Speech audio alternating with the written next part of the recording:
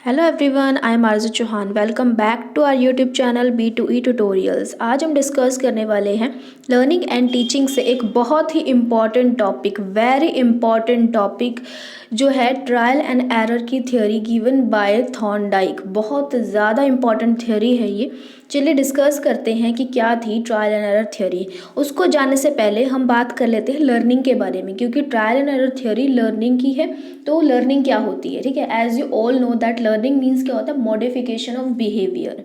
जो भी बिहेवियर है उसको मॉडिफाई करना, ठीक है। जो भी लर्नर्स हैं उनके बिहेवियर को जब हम मॉडिफाई करते हैं तो हम उसको लर्निंग कहते हैं, ठीक है। सो लर्निंग क्या है, ऑक्यूपाइज करती है कि एक बहुत ही इंपॉर्टेंट पोजीशन, ठीक है। किसमें, किसकी फील्ड में, साइकोलॉजी की फील्ड में, ठीक है। सो ये इम्पॉसिबल हो जाएगा यदि हम लर्निंग के बेसिक प्रिंसिपल्स को ना जाने, ठीक है। अगर हमें ह्यूमन बीइंग्स की बिहेवियर की स्टडी करनी है तो हमें लर्निंग के प्रिंसिपल्स के बारे में, कि लर्निंग किस तरह से होती है मनुष्य के अंदर, ये जानना बहुत ज़्यादा ज़रूरी हो जाता है, ठीक है। सो लर्निंग क्या होती है, learning is the modification of and improvement of behaviour, ठीक है। एक मनुष्य के व्यवहार में परिवर्तन लाना और उसको क्या करना, इम्प्रूव करना ही लर्निंग कहलाता है। लर्निंग की डेफिनेशन देख लेते हैं। So according to Crow and Crow, learning is the acquisition of habits, knowledge and attitude. Learning का क्या मतलब होता है कि जब एक व्यक्ति, जब एक मनुष्य हैबिट्स को, आदतों को, ज्ञान को और अपने जो एटीट्यूड है उसको क्या करता है, एक्वायर करता है एनवायरनमेंट से, ठीक है। तो उसको हम क्या कहते हैं, लर्निंग कहते हैं। Then according to Gates, learning is the modification of behavior through experiences and training। कि एक मनुष्य क्या करता है, अपने एक्सपीरियंसेस के द्वारा, जो भी वो एक्सपीरियंसेस गेन कर रहा है एनवायरनमेंट में और अपनी ट्रेनिंग ले रहा है, उसके द्वारा उसके बिहेवियर में जो भी मॉडिफिकेशन होता है हम उसे लर्निंग कहते हैं, ठीक है। बेसिकली लर्निंग क्या होता है, modification of behaviour of a person, ठीक है। चलिए अब बात कर लेते हैं हम ट्रायल एंड एरर थ्योरी की, ठीक है। So trial and error theory, it is also known as, इसको हम और किन किन नामों से जानते हैं हम देख लेते हैं। पहले ट्रायल एंड एरर थ्योरी को हम एक तो ट्रायल एंड एरर थ्योरी के नाम से जानते हैं, दूसरा है प्लेजर एंड पेन थ्योरी, ठीक है। आपके एग्जाम में या तो ट्रायल एंड एरर का नाम आएगा या आएगा प्लेजर एंड पेन थ्योरी। क्या है, स्टिमुलस रिस्पॉन्स थ्योरी भी बोलते हैं इसे, फर्स्ट SR थ्योरी भी बोला जाता है, and bond theory of learning भी इसे कहा जाता है। तो इसकी ये 3 नाम है, ठीक है। चलिए अब देख लेते हैं कि it is also known as pleasure pain हमने जान लिया, बॉन्ड थ्योरी जान ली, एंड बिहेवियरल एसोसिएशनिस्ट थ्योरी भी बोलते हैं इसे, ठीक है। दिस थ्योरी वॉज प्रोपाउंडेड या फिर expounded by American psychologist E.L. Thorndike in 1988। ये आपको जरूर याद रखना है कि अमेरिकन साइकोलॉजिस्ट थे, क्या नाम था उनका, E.L. थॉर्नडाइक। उन्होंने 1988 में 1988 में इस थ्योरी को प्रोपाउंड किया था। ही कंडक्टेड मैनी एक्सपेरिमेंट्स, उन्होंने कैट्स पर, डॉग पर, फिश पर बहुत सारे एक्सपेरिमेंट किए थे, डिफरेंट एक्सपेरिमेंट्स किए थे। उनमें से ये एक एक्सपेरिमेंट है, इसका जिक्र हम इस थ्योरी में करते हैं, ठीक है। So that we learn each and everything by making mistakes and error. इनका मानना है कि जो भी एक मनुष्य या कोई भी पशु पक्षी कुछ भी सीखता है, वो कैसे सीखता है, बार बार प्रयास करता है, गलतियाँ करता है, अपनी गलतियों से सीखता है, ठीक है ना। मेकिंग मिस्टेक्स, बार बार मिस्टेक करेंगे, बार बार एरर करेंगे, तब जाके हम सही रिस्पॉन्स को क्या करेंगे, अपने अंदर ढालेंगे। So but as the number of trials goes on increases, जैसे जैसे ट्रायल्स जो होते हैं वो इंक्रीज होते रहते हैं, the errors goes on decreases, ठीक है। जो एरर हम गलतियाँ करते हैं वो धीरे धीरे कम होती जाती है, ठीक है। सबसे पहले जब हम ट्राई करेंगे तो बहुत ज़्यादा गलतियाँ होंगी हमसे, फिर हम उससे थोड़ा सा सीखेंगे कि नहीं मुझे ये नहीं करना है। जब दूसरी बार प्रयास करेंगे तो उससे थोड़ी कम गलतियाँ होंगी। इस तरह से क्या है, जैसे जैसे हमारे ट्रायल्स बढ़ते हैं हमारी एरर्स कम होती जाती हैं। Thus we learn from mistakes and experiences, और हम क्या है, अपनी मिस्टेक्स से, अपनी गलतियों से और अपने एक्सपीरियंस से ही सीखते हैं। In other words trial and error learning consist in trying, इसमें क्या ट्राई करता है एक व्यक्ति, फेल होता है, एंड वेरिंग द प्रोसीजर्स, ठीक है। फिर क्या है, उसमें बदलाव लाता है, and gradually attain the success in the series of trials, और फिर एंड में क्या होता है, वो सक्सेस को अचीव कर लेता है। Without the learner seeing clearly what is the conditions of success are, ठीक है। उसे नहीं पता कि कैसे सक्सेस हासिल करनी है, बट वो लगातार बार बार प्रयास करता है और सक्सेस को हासिल कर लेता है। तो बेसिकली ये था introduction trial and error theory का, ठीक है, जो कि E.L. थॉर्नडाइक ने 1988 में दी थी, ठीक है। और चलिए आगे बात करते हैं इनके एक बहुत इंपॉर्टेंट एक्सपेरिमेंट की, जो इस थ्योरी में बहुत इंपॉर्टेंट है, ठीक है। आपको एग्ज़ाम में क्या है, इसको एक्सपेरिमेंट को एक्सप्लेन करके आना है। ये था थॉर्नडाइक का क्या था, एक पजल बॉक्स एक्सपेरिमेंट। अब इसमें देखिए क्या था, इन्होंने क्या किया था कि एक बॉक्स में, एक आयरन का बना बॉक्स था, इसमें एक कैट को, जो कि 24 आवर्स से क्या थी, भूखी थी, एक भूखी बिल्ली को इन्होंने क्या किया, एक भूखी बिल्ली को इन्होंने एक पिंजरे में, ठीक है, एक बॉक्स में कैद कर दिया। और उसके बाहर यहाँ क्या है, फिश रख दी, ठीक है, फिश रख दी, जो कि बिल्ली की बहुत ज़्यादा फेवरेट थी। फिश रख दी, बिल्ली 24 घंटे से भूखी है, और ये एक क्या है, एक हर्डल है, ठीक है, एक बॉक्स क्या है, एक हर्डल है। इस हर्डल को पार करके उसको अपना फेवरेट जो फूड है, फिश है, उसे खाना है। अब इसने क्या किया कि एक लैच बना दिया। ये जो एक लैच है, ठीक है, इसको अगर ये पुश करती है तो ये जो डोर होता है, ये डोर अपने आप ओपन हो जाएगा। अब बिल्ली को नहीं पता कि उसको क्या करना है, किस तरह से पजल बॉक्स से बाहर आना है। बिल्ली क्या करती है, लगातार बार बार प्रयास करती है इसे खोलने का। कभी वो यहाँ पुश कर रही है, कभी यहाँ, कभी, मतलब हर जगह बॉक्स में इधर उधर हाथ पैर मारती है, थक जाती है, हार जाती है, ठीक है, लगातार बार बार प्रयास करती है। फिर एक बार क्या होता है कि एकदम से ही रैंडमली जो ये लैच है, ये लैच को खींच देती है। जैसे ये लैच को खींचती है तो ये क्या, डोर क्या होता है, ओपन हो जाता है, और ये बिल्ली जो होती है क्या, अपने फेवरेट जो उसका फूड है उसको खा लेती है, ठीक है। अब एक बार तो इसने ये कर लिया, ठीक है। फिर जो थॉर्नडाइक होता है वो क्या करता है कि बिल्ली को फिर से 24 घंटा भूखा रख के फिर से बिल्ली को क्या करता है, पजल बॉक्स में डाल देते हैं, और फिर से एक यहाँ पर क्या रखी है, फिश रखी है। अब बिल्ली क्या करती है, जब दूसरी बार जब वो प्रयास करती है, तो वो जो बाकी जो उसने ढेर सारे जो रिस्पॉन्स दिए थे, इधर उधर जो अपना हाथ पैर पंजे मार करके रिस्पॉन्स दिए थे, वो थोड़े थोड़े कम करती है कि मैं अगर यहाँ हाथ पैर मारूंगी तो ये नहीं ओपन होने वाला है। तो वो थोड़ा सा क्या करती है, जो रिस्पॉन्सेज उसने दिए थे उसको थोड़ा सा क्या करती है, कम कर देती है। वो सिर्फ फिर क्या करती है, सिर्फ इस एरिया में क्या करती है, अपना हाथ पैर मारने की कोशिश करती है कि शायद इस एरिया पर हाथ पैर मार करके क्या होगा, ये ओपन हो जाएगा। फिर वो इधर उधर हाथ पैर मारती है, और फिर क्या होता है, ये लैच खींचती है तो ये डोर ओपन हो जाता है।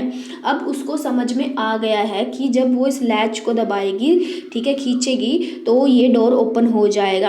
अब थर्ड बार जब ये होता है तो वो क्या करती है, बिल्ली कोई रिस्पॉन्स नहीं देती, इधर उधर हाथ पैर नहीं मारती, डायरेक्टली इसको क्या करती है, इसको जो है खींचती है, और डोर ओपन हो जाता है, और ये फिश को खा लेती है। तो इस एक्सपेरिमेंट से क्या पता चलता है कि हर एक व्यक्ति अपनी गलतियों से सीखता है, ठीक है।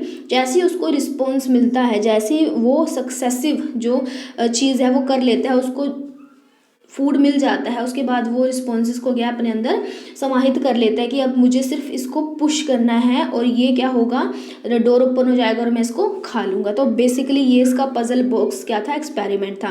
ये पूरा लिखा हुआ है, ठीक है, आपको इस तरह से एग्जाम में से लिख के आना है। अब देखिए, अब ट्रायल एंड एरर थ्योरी जो है, इसमें कुछ इम्पॉर्टेंट क्या है, पॉइंट्स हैं। अब वो पॉइंट्स क्या हैं कि in the word of Kohler we can break learning into 6 part. हम लर्निंग को 6 पार्ट्स में क्या कर सकते हैं, डिवाइड कर सकते हैं। सबसे पहला होता है ड्राइव। ड्राइव क्या होता है कि कोई भी चीज़ है, कुछ भी काम करने के लिए हमें पहले ड्राइव चाहिए एक, ठीक है। वो क्या है, in the present experiment it was hunger and intensified with in the food.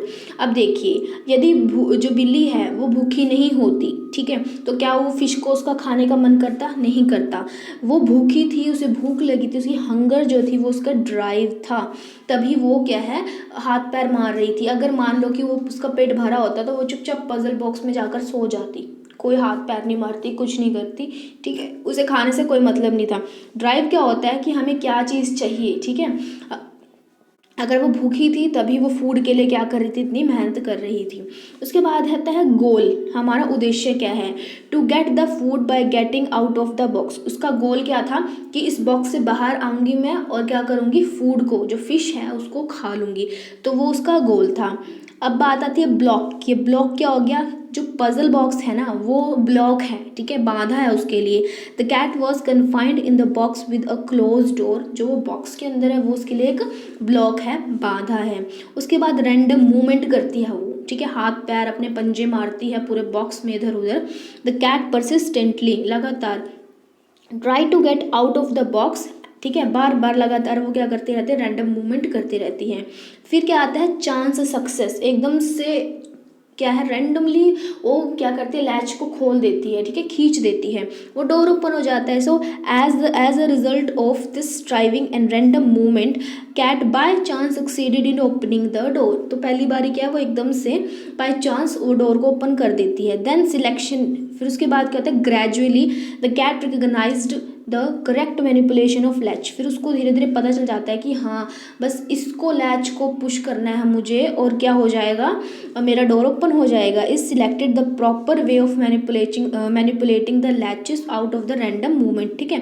फिर वो करेक्ट मूवमेंट को पहचान जाती है, सिलेक्ट कर लेती है, और फिर क्या होता है, एंड में फिक्सेशन हो जाता है, उसको प्रॉपर आ जाएगा डोर को ओपन करना। तो बेसिकली ये क्या थी, 6 स्टेजेस होती हैं हमारी, हम इस तरह से क्या करते हैं, लर्निंग करते हैं, ठीक है। चलिए इसकी फीचर्स देख लेते हैं। असेंशियल फीचर्स क्या हैं, सबसे पहले मोटिवेशन होना चाहिए, हमें किसी कार्य को करने के लिए पहले अभिप्रेरित होना चाहिए। अगर हमें पढ़ाई भी करनी है तो हमें सबसे पहले मोटिवेटेड होना चाहिए कि हाँ भाई मुझे पढ़ाई करनी है। अगर हम मोटिवेटेड ही नहीं है तो हम पढ़ाई करने की तरफ ध्यान ही नहीं देंगे।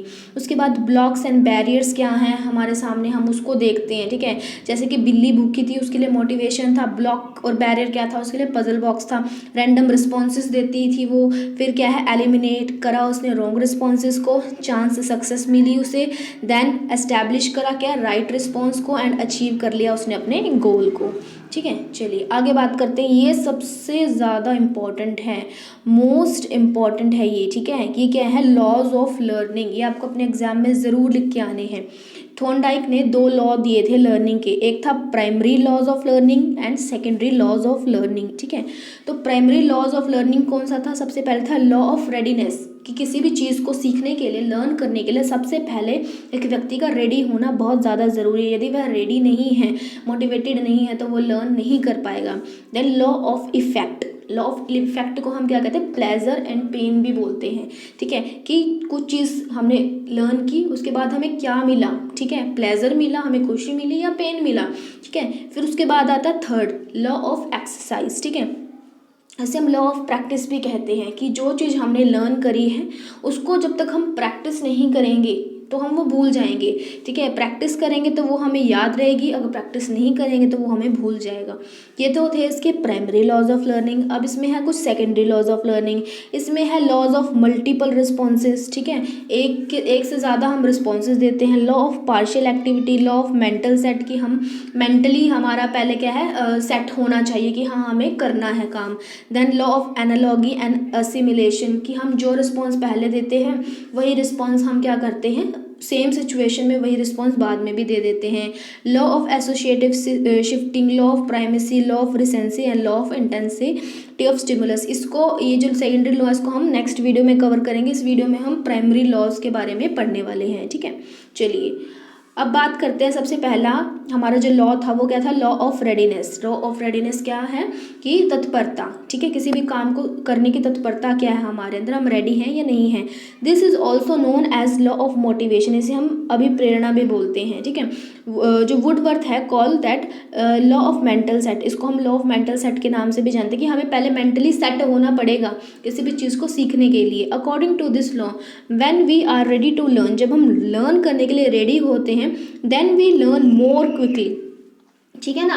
जब हम करना चाहते हैं तभी हम करते हैं, ठीक है। कोई हमें ज़बरदस्ती कहे कि आप ये कर लो, हम नहीं करते। तो पहले हमें मेंटल सेट अपना बनाना पड़ता है, तभी हम क्या करते हैं, quickly, effectively and with greater satisfaction चीज़ों को सीखने के लिए रेडी होते हैं, ठीक है। And then when we are not ready to learn, ठीक है, अगर हमें कोई धक्के से बिठाता है पढ़ने के लिए तो हम नहीं पढ़ते जब तक हम खुद तैयार ना हों। So for learning and activity और task, the learner must be mentally set और रेडी। तो एक लर्नर को, एक बच्चे को मेंटली सेट होना बहुत ज़्यादा ज़रूरी है। अब इसकी एजुकेशनल इम्प्लीकेशन क्या है, हम इसको शिक्षा में किस तरह से इस्तेमाल कर सकते हैं कि बिफोर टीचिंग अ लेसन, जब एक लेसन पढ़ाया जा रहा है उससे पहले children should be made ready to learn, ठीक है, to particular task so that learning may become quicker, easier and effective and permanent. बच्चों को क्या होना चाहिए, पढ़ने से पहले रेडी होना चाहिए। रेडी होंगे वो मेंटली, तभी जा कर के उनकी जो लर्निंग है वो जल्दी होगी, आसान होगी और इफेक्टिव और परमानेंट होगी। Then the teacher should arouse the attention and interest of the students by asking suitable questions. तो टीचर जब स्टार्ट करता है पढ़ाना तो उससे पहले क्या है कि बच्चों का जो अटेंशन है और इंटरेस्ट है, टीचर को सीख करना चाहिए उस टॉपिक के लिए, रैंडम क्वेश्चंस पूछने चाहिए उससे रिलेटेड, ठीक है, पीके टेस्टिंग करनी चाहिए। तो बच्चों का जो इंटरेस्ट है वो डेवलप होता है उस टॉपिक के लिए। Curiosity indispensable for learning, curiosity होनी चाहिए, जिज्ञासा होनी चाहिए बच्चों के अंदर। And so that the teacher should arouse the curiosity of the student. तो टीचर ही है जो बच्चों के अंदर उस टॉपिक को लेकर क्यूरियोसिटी को उत्पन्न कर सकता है, ठीक है। चलिए, दूसरा हमारा जो लॉ है वो है लॉ ऑफ इफेक्ट, ठीक है, जो प्रभाव है। तो अब इसमें क्या आता है कि it is also called a pleasure and pain, इसको हम प्लेजर एंड पेन भी बोलते हैं, ठीक है। सो एंड लॉ ऑफ इसे satisfaction and law of annoyance भी बोलते हैं कि या तो हम किसी चीज़ को सीखते हैं तो उससे हम सेटिस्फाइड होते हैं, या तो फिर क्या है हम दुखी हो जाते हैं, अनॉयंस हो जाते हैं। Every activity has its effect on, हर एक्टिविटी का अपने एक इफेक्ट होता है। Some activities end with pains and other with pleasure, कुछ से हमें खुशी मिलती है, कुछ से हमें दुख मिलता है। The activities which are associated with pleasure and satisfaction, जो कि प्लेजर से और सेटिस्फैक्शन से रिलेटेड होती है, ठीक है, उसको हम दोबारा से repeat, again and again repeat करने की कोशिश करते हैं, बिकम मोर इफेक्टिव, ठीक है।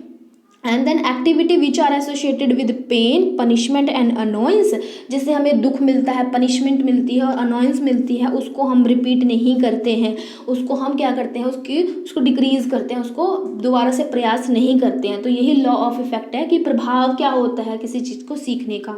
अब अगर हम इसके एजुकेशनल इम्प्लीकेशन की बात करें, सो पहला है कि good attitude and habits can formed in childrens by associating them with reward. अगर बच्चा कुछ अच्छा काम करता है, अच्छी हैबिट्स हैं बच्चे के अंदर, तो हम उसको रिवॉर्ड दे सकते हैं, ठीक है, रिवॉर्ड, सेटिस्फैक्शन और प्रेज कर सकते हैं। और अगर रॉन्ग करता है, ठीक है, एंड अनडिज़ायरेबल एटीट्यूड करता है, अनडिज़ायरेबल हैबिट है उसकी, can be eradicated by associating them with punishment, dissatisfaction and blame. यदि बच्चा झूठ बोलता है या फिर बच्चा किसी के साथ झगड़ा करता है तो हम उसे पनिशमेंट दे सकते हैं। पनिशमेंट देंगे तो वो क्या करेगा, उस चीज़ को नहीं करेगा। अगर वो कोई अच्छा काम करता है, अपना होमवर्क जो है वो टाइम से करके लाता है, वेल ड्रेस्ड अप रहता है, बहुत अच्छा बिहेवियर करता है, तो हम उसकी प्रेज कर सकते हैं, उसे रिवॉर्ड दे सकते हैं, तो बच्चा उसको क्या करेगा, यूज़ में लेके आएगा। चलिए आगे देखते हैं कि इमोशंस ऑफ एंगर जो है, बच्चा गुस्सा है, जेलसी है, can be removed with the help of law of associating anger and jealousy with the state of dissatisfaction and annoyance. यदि बच्चा के अंदर गुस्सा है, वो दूसरे से ईर्ष्या करता है, तो हम इसको क्या है, पनिशमेंट दे करके बच्चे को हम इस वाले जो बच्चे का ये बिहेवियर है इसको बच्चे से हटा सकते हैं। Then theory of reward and punishment based on this law, ठीक है, जो बच्चे को हम रिवॉर्ड देते हैं, पनिशमेंट देते हैं, वो इसी लॉ पे बेस्ड है। Interest is directly related to this law. Interest cause satisfaction and satisfaction promotes learning and better learning given higher satisfaction, ठीक है। अगर बच्चे को इंटरेस्ट आएगा तो बच्चा अच्छे से सीख सकता है, ठीक है, और बच्चे को ज़्यादा सेटिस्फैक्शन हो सकती है। अगर मैं इसकी लिमिटेशन की बात करूँ, ठीक है, या फिर इसका क्या इससे थोड़ी सी परेशानी हो सकती है, तो वो ये है कि sometime punishment is more effective than reward. कई बारी जब हम पनिशमेंट देते हैं ना तो वो ज़्यादा इफेक्टिव होती है रिवॉर्ड देने के। Sometimes unpleasant experiences are remembered better than the pleasant experiences. कई बार हमें कोई बुरी चीज़ अगर हमारे साथ हुई है वो हमें हमेशा याद रह जाती है, अच्छी चीज़ हमें याद नहीं रहती है। तो इसमें ये कहा गया है कि कभी कभी क्या है ना, किसी को पनिशमेंट देना ज़्यादा अच्छा होता है क्या करने के, रिवॉर्ड देने के, ठीक है। तो चलिए अभी हमारा जो लॉ है आगे, हाँ, हमारा जो थर्ड लॉ है वो है law of exercise. Law of exercise का क्या मतलब हुआ? प्रैक्टिस करना किसी चीज़ को, जो भी चीज़ हमने लर्न की है उसको प्रैक्टिस करना। This law is also known as law of practice and law of use and disuse. ठीक है, इसको हम law of use and disuse और लॉ ऑफ प्रैक्टिस के नाम से भी जानते हैं।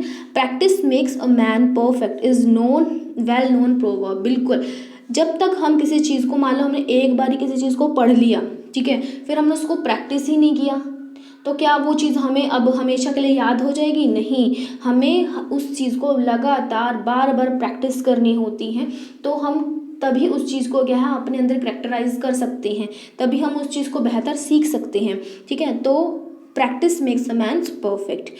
अब पहला आता है law of use. Law of use क्या है कि when a modifiable connection is made between a situation and a response the connection strengthen is other things being equal increases. ठीक है, जो चीज़ हमें क्या करती है? प्लेजर देती है। सबसे पहले जो चीज़ हमें प्लेजर देती है, ठीक है, और जिस चीज़ को हम लगातार बार बार प्रयास करते हैं, तो उससे क्या होता है कि एक स्ट्रॉन्ग कनेक्शन जो होता है वो बिल्ड हो जाता है, स्ट्रॉन्ग रिस्पॉन्स बिल्ड हो जाता है, और उस चीज़ को फिर हम भूलते नहीं हैं, लगातार बार बार प्रयास करते हैं। ठीक है, जो कनेक्शन होता है वो स्ट्रेंथन हो जाता है। दूसरा है लॉ ऑफ डिसयूज में क्या आएगा कि when a modifiable connection is made between a situation and a response over a length of time that connection strengthen then other things being equal decreases. अब इसमें क्या है कि अगर हमें पेन हो रहा है, ठीक है, या फिर हमें डिससेटिस्फेक्शन हो रही है, तो हम उस चीज़ को नहीं करते हैं। ठीक है, अब नहीं करेंगे तो हमारा जो हमारा कनेक्शन होता है वो क्या होता है? डिक्रीज होता जाता है, वीक होता जाता है। तो law of use and disuse ये है कि जिस चीज़ की हम बार बार प्रैक्टिस करेंगे वो चीज़ हमें याद रहेगी, और जिस चीज़ की हम प्रैक्टिस नहीं करेंगे वो चीज़ हम भूल जाएंगे। अब इसकी एजुकेशनल इम्प्लीकेशंस क्या हैं कि it leads to formation of habit. Habit को फॉर्म करने में बहुत ज़्यादा ज़रूरी है ये। बैड हैबिट्स को हम इससे इरिडिक्ट कर सकते हैं। ठीक है, by practising handwriting can be improved. बच्चों की हैंड राइटिंग को सुधारा जा सकता है बार बार प्रयास करवा करके। करेक्ट प्रोनाउंसिएशन बच्चे को सिखाई जा सकती है। स्किल्स कैन बी डेवलप्ड, बच्चे के अंदर कोई भी स्किल को हम डेवलप कर सकते हैं इसके द्वारा। तो ये थे थॉर्नडाइक के लॉज। ठीक है, चलिए अब बात कर लेते हैं कि these laws implies the truth of well known proverbs and maxims. ठीक है, जैसे कि आपने सुना होगा कि we can lead a horse to water but you can not make him drink. ठीक है, हम क्या कर सकते हैं, हम जो हॉर्स है उसको हम पानी के पास ले जा सकते हैं, पर हम उसे ज़बरदस्ती पानी पिला नहीं सकते। ठीक है, तो ये हमारा क्या है? लॉ ऑफ रेडीनेस का एग्जाम्पल है कि बच्चे को हम ज़बरदस्ती क्लासरूम में बिठा तो सकते हैं, ठीक है, डांट डपट के, बट हम उसको लर्न नहीं करवा सकते जब तक वो खुद रेडी नहीं है। दूसरा है नथिंग सक्सीड लाइक सक्सेस।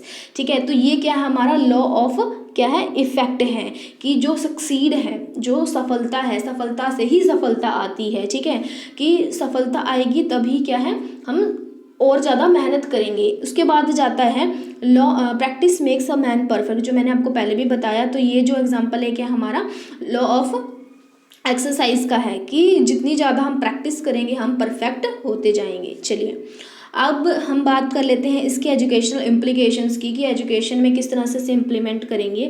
तो पहला है इंपॉर्टेंस ऑफ रेडीनेस। बच्चे को हम लर्न करवाने के लिए रेडी करेंगे। ठीक है, रेडी करने के लिए इम्पॉर्टेंट है ये। ठीक है, इससे क्या टीचर्स को थोड़ा बच्चों को क्या करना चाहिए? मोटिवेट करना चाहिए, इंटरेस्ट डेवलप करना चाहिए, बच्चों का क्यूरियोसिटी उत्पन्न करनी चाहिए उनके अंदर। इंपॉर्टेंस ऑफ मोटिवेशन, बच्चे को मोटिवेट किया जाएगा। ठीक है, देन इंपॉर्टेंस ऑफ एक्सरसाइज, बच्चे को लगातार बार बार प्रयास करवाया जाता है। ठीक है, उनकी हैंड राइटिंग को इम्प्रूव करने में, उनके अंदर गुड हैबिट्स को फॉर्म करने के लिए। स्ट्रेंथनिंग द बॉन्ड, जो उनका बॉन्ड है उसको क्या स्ट्रेंथन करने के लिए। इंपॉर्टेंस ऑफ रिपीटिशन, ठीक है, किसी भी चीज़ को बार बार रिपीट करवाना। Then role of reward and punishment, किस समय पे बच्चों को अच्छा अगर बच्चा करता है तो वो बच्चे को क्या है रिवॉर्ड दिया जाना चाहिए। यदि बच्चा क्या करता है कुछ बुरी जो है उसके अंदर आदतें हैं या फिर लड़ाई झगड़े करता है, मिसबिहेव करता है, तो पनिशमेंट के द्वारा उसको दूर किया जा सकता है। ग्रेडिंग ऑफ टास्क, बच्चे को ग्रेड दिए जा सकते हैं। Then use of experiments, then learning of skills, बच्चे को कोई भी अगर स्किल सिखानी है तो वो हम इससे सिखा सकते हैं। उसके बाद है कि साइंटिफिक इन्वेंशंस की जा सकती है, formation of habits and sentiments, use in insightful learning, बच्चे को क्या है खुद से ही इंसाइटफुल अंदर से ही बच्चे को क्या मोटिवेट किया जा सकता है कि आप खुद कुछ जीवन में बढ़ना चाहते हो, कुछ करना चाहते हो तो आपको लर्निंग करनी ज़रूरी है। Then transfer of learning, then aids in improve learning. अब इसकी कुछ लिमिटेशंस भी हैं। क्या क्या लिमिटेशंस हैं इसकी, कि एनर्जी बहुत ज़्यादा कंज्यूम होती है, ठीक है, बार बार लगातार प्रयास करने से जो एनर्जी है बच्चे की वो बहुत ज़्यादा कंज्यूम होते हैं, टीचर की भी एंड स्टूडेंट्स की भी। रैंडम एफर्ट्स, ठीक है, बहुत सारे बार बार लगातार जो कि अननेसेसरी हैं एफर्ट्स हैं वो बच्चा करता है। Then emphasis on rote learning, बच्चे को क्या है रटवाने की तरफ क्या किया जाता है, एम्फेसाइज किया जाता है इस थ्योरी में। Not much useful for bright students के लिए क्या है जो थ्योरी है ये इम्पॉर्टेंट नहीं है, यूज़फुल नहीं, क्योंकि बच्चा जो है इंटेलिजेंट बच्चा होता है वो इधर उधर के फालतू के प्रयास नहीं करता है, वो तो टू द पॉइंट काम करता है और सही रिस्पॉन्स देता है। Then not much useful for higher classes, ये जो है छोटे बच्चों पर हम अप्लाई कर सकते हैं, प्राइमरी लेवल के बच्चों के ऊपर। जो बच्चा अब सीख चुका है, हायर लेवल का बच्चा है, उसके ऊपर ये थ्योरी अप्लाई नहीं होती है, ठीक है। तो यही थी हमारी theory, trial and error theory. I hope आपको ये समझ में आई होगी, ठीक है। तो आज के लिए इतना ही। अगर आपको हमारी वीडियो अच्छी लगती है तो इसे लाइक शेयर एंड कमेंट करना ना भूलें। मिलते हैं आपसे नेक्स्ट वीडियो में।